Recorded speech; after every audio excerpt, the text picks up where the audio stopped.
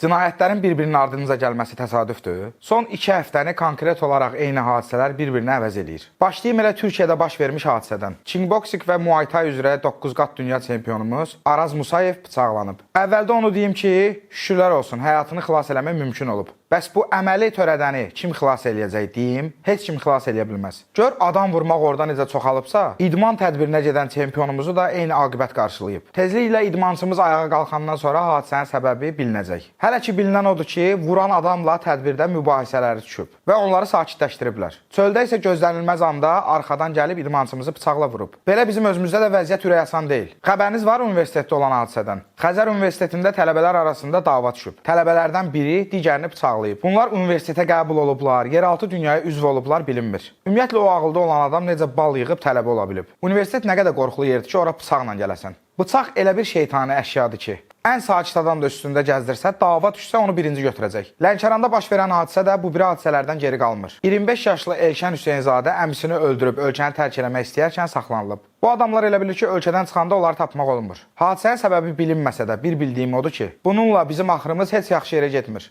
Qısqanclıq zəminində Xırdalanda 19 yaşında qız və oğlan bıçaqlanıb. Ölən olmasa da hadisənin mahiyyəti dəyişmir. Vəhşilik modunu açıb yaşayırıq. Hələ bir dənə hadisə diqqətimi çəkib, onu da sizə göstərərəm. Lənkəranda məktəbə qədər hazırlıq kursunda olan görüntünü deyirəm. Kaspi Kids kursunda müəllimin uşağı vurması haqlı etiraza səbəb olub. Elə o hadisənin nəticəsi olaraq da həmən müəllim işdən kənarlaşdırılıb. Bu müəllimin əlində böyüyən uşaq, əlbəttə böyüyəndə əlində bıçaqla gəzəcək. Uşaq vaxtı zorbalıqla hadisələri qavrayan adamdan nə gözləyək? Bu necə təlim-tərbiyə kursudur ki, müəllimin özünün təlimə ehtiyacı var. İndi bağçalarda kamera var, biz bu hadisələri görürük. Gör kamera olmayan vaxtlarda kimlər necə döyülüb. Əslində müəllimlərə empati duymağa çalışıram. Uşaqlar bəzən dözülməz ola bilir, insanı səbirdən çıxarda bilir. Amma siz o uşaqlara dözəsiz deyə ora təyin olunmusunuz. Yoxsa sizlə mənim aramda nə fərq olacaq? Hər cürə xəbərə rastladığımızı bilirsiniz də yəqin ki. Amma indi deyəcəyimi təsəvvür belə eləyə bilməzsiniz. Deməli bir həkim elçisini bədən şəkilləndirmə əməliyyatı edib və nəticədə elçi dünyasını dəyişib. Təsəvvür eləyə bilməyəcəyiniz yer oradır ki,